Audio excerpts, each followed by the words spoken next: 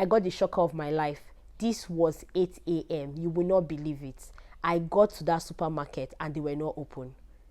The shock I felt, I can't express it here, but the shock I felt, like, why would any supermarket, a big supermarket, not be open at 8 a.m.?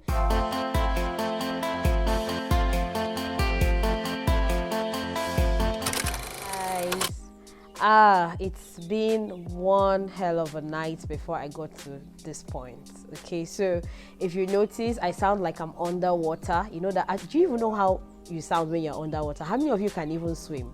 Okay, so that's a conversation for another day. Maybe when we're talking about phobias, we will talk about that. But quite under the weather. I didn't have a good night, but I mean, I had to do this for you all. Okay, so don't mind in case I sound like I'm speaking like an American, you know, that kind of thing. Please do not mind that. That's just me having a cold and my body's reacting to it. So today we're talking about other reasons why you should see a counselor. In my previous episode, or in one of the episodes I have, shared, I talked about reasons why you should see a counselor or a psychotherapist. Okay, in this one I want to talk about other reasons that you should see a counselor aside from anger, depression, bad parenting, and any other thing that is regular for you to see a counselor. All those things I described in the other video. If you haven't seen it, make sure you go back, look for the video that talks about reasons why you should see a counselor, and then you will find all the information there. But today I want to talk about other reasons why you should see a counselor. So I'll give you a story. When I moved from Lagos to Abuja, it was not very easy for me. I was enthusiastic about it. I was excited about moving to a new city. See, if you know me closely, I love to travel. I enjoy adventure. It's like I live and breathe adventure. So traveling to a new city and leaving a city I've been all my life was such a vibe for me, and I was really looking forward to it. But you see, some of the things you face when you travel or change a city or a new environment, it may even be a new job, is that the people there are different from where you're coming from in some sort of way. The way they do things are quite different. So one of the experiences I had that really shook me when I came to Abuja was one morning my kids were going to school. We had found a school for them somewhere around the area, and they were going to school rather, and I wanted to get them some snacks I had not gotten the day before. In my Lagos head, if I wake up early morning, who know they like hustle, so if I go to the supermarket, it was a big supermarket, so I assumed as big as maybe ShopRite, and so I was like, okay, if I go there, I most likely will get something for them as I drop them off at school, right? I got the shocker of my life. This was 8 a.m. You will not believe it. I got to that supermarket and they were not open. The shock I felt, I can't express it here, but the shock I felt, like, why would any supermarket, a big supermarket, not be open at 8 a.m.? What are you waiting for? Like, is there public holiday that I'm not aware of something? Only to wait there. Eventually, I had to go drop the snacks for them later on because I needed to wait. Guess when they opened, my people of God? 9 o'clock. Not even 9 on the dot, though. After 9, and that time they are not even ready. So at about 9:30 to 10 was when they were easing in, and then I got my what they call that thing. What's the word? If you know the word I'm looking for, please put it in the comments. Yeah, where you get to an environment and culture shock. Yes, that was my first culture shock. That they don't open early. I learned my lesson. Nobody told me anything. The night before, I will buy everything, because you will not find malam. You will not find that woman that is selling beans by the roadside. You will not find the person the aboki that is selling. You will not find anybody, because the environment is different. I didn't know that I needed therapy at that time to be able to, immerse myself. But that is one of the reasons that you need to get therapy. When you're changing an environment, when you're going to a new place, all of you that are having Japa syndrome, it's not about to just go to Canada, go to Toronto. It's not about that. It's not about going to Aberdeen. It's not about traveling to all these countries you are going to Sweden. It's not about that. It is, are you ready to immerse into the culture? Do you understand the people? One of the ways you can do that is give a counselor a call. A mental health counselor can help you through settling into a new environment. And it does not have to be a counselor who lives in that city, okay? It could be if you have access to one, but it doesn't have to be a counselor. Any counselor from across the world who is a professional can help you do that, because they understand how to help you navigate your way through a new society. It's one of the things that we learn as mental health counselors, how to help people navigate issues in their life. So one other reason that is different from the regular ones is to, when you change a new environment, make sure you go see a counselor. 1, 2, 3 sessions will actually help you put your life in order and be able to do it. So the next time, all of you who are still planning to japa, please make sure you see a counselor as part of the things you budget for, because it's very, very important, okay? Other reason you need to see a counselor is you just need to talk to someone. Have you ever felt that time when you want to talk to somebody neutral? Yes, you may have friends, there are people who are life of the party. I am the life of the party, but sometimes you want to talk to somebody who doesn't know you, someone who doesn't have prior information, because when you're talking to people who know you, there's a tendency that they will play to the gallery.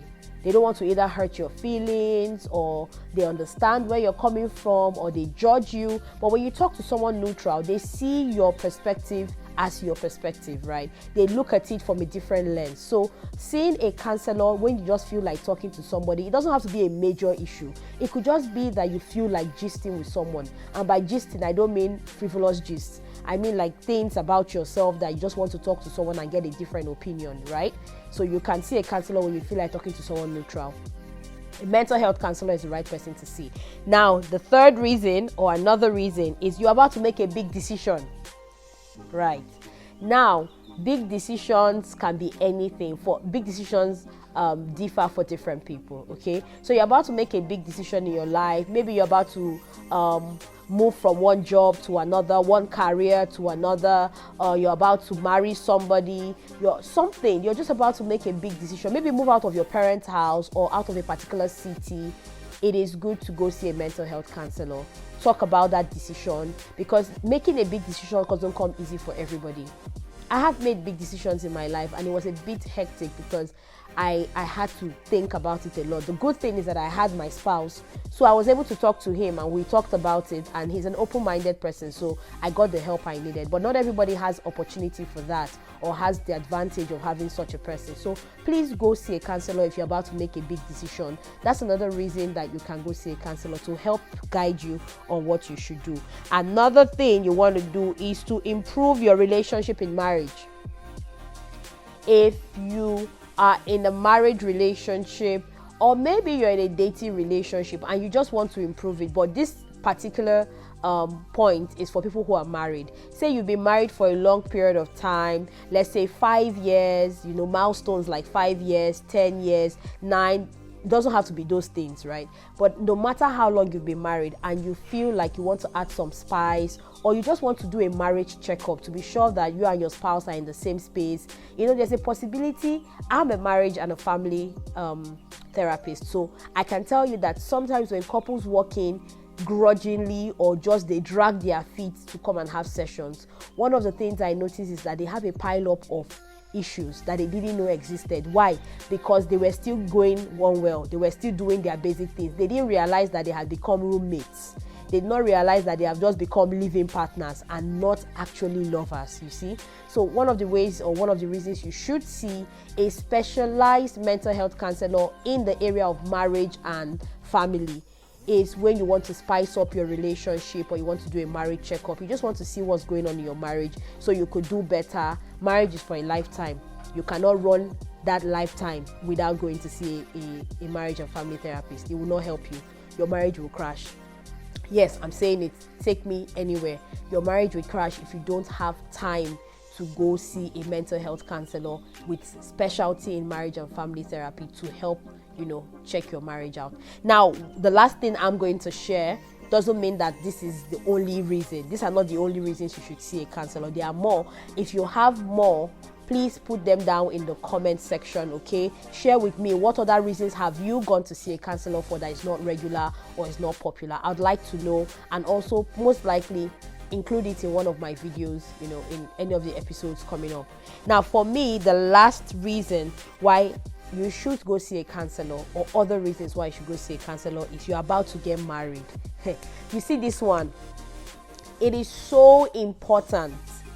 A lot of people go into marriage assuming that they know what they are doing because they feel butterflies in their tummy and they've calculated how much budget for their wedding, or they've gotten a big rock on their finger, and basically everything looks like it's good. The guy is a nice guy, the woman is everybody puts their best foot forward whenever it comes to relationships. Before you go and marry anybody, let's say you've engaged or you're about to get engaged, whatever the situation is, come for what we call premarital classes. Premarital classes, as the name implies, is pre-marriage. Okay, so you come and see a specialized counselor. Now please take note, you don't just go and see a regular mental or a general mental health counselor, just like you would not go and see a general practitioner when it has to do with things like what's it called, like maybe gynecology, special things like maybe a dentist, or you have a dental concern. You can't just go and see a regular GP, right? You go to a dentist, to a special doctor for that area. That's the same reason and the same way you should also go and speak to a professional in the area of marriage and family counseling. I'm a professional in marriage and family counseling. I'm a therapist in that area. I do general mental health counseling, but I also specialize in that. Make sure whoever you're going to see to take you through your premarital classes is a professional in that area. Okay? Why is it important? And this is how I'll round up. It's important because the person you're getting married to, at whatever age they are, have spent more years without you than they have with you. No matter how long you've dated, they've spent more years, they've experienced life in different ways, they've seen different things, they come from different backgrounds and family dynamics. So many things are involved in their lives, and you can't just go and get married to them without ensuring that you guys are prepared to handle the differences that you would face. Even if you come from the same place, even if you come from the same tribe, you will still face certain differences because human beings are different. Okay, we all have different personalities, we operate differently, and so going to see a marriage and family therapist, go for premarital classes. I would say it again, go for premarital classes. I'm not talking about the one that happens in church. It's okay to go for the one in church if you're a religious person, whether it's church, it's mosque, or you are an atheist. Whatever you believe in, is okay to go have premarital counseling if they have that. But you must also add professional premarital counseling. It gives you an objective view of more marriages and tells you and helps you to deal with the things that you would see. Because if you when you enter marriage, your eye go pull like this, you go see things. Okay, so that's what I'm going to share with you. Again, if there are any other things or any other reasons that you think we need to see a counselor for, or that you may have gone to see a mental health counselor or a specialized counselor for that we did not mention, please make sure you put it in the comment section and we will be replying and talking about it in another episode. Make sure you stay good, make sure you prioritize your mental health, and you will see how different your life will become. Take care of yourself. Bye.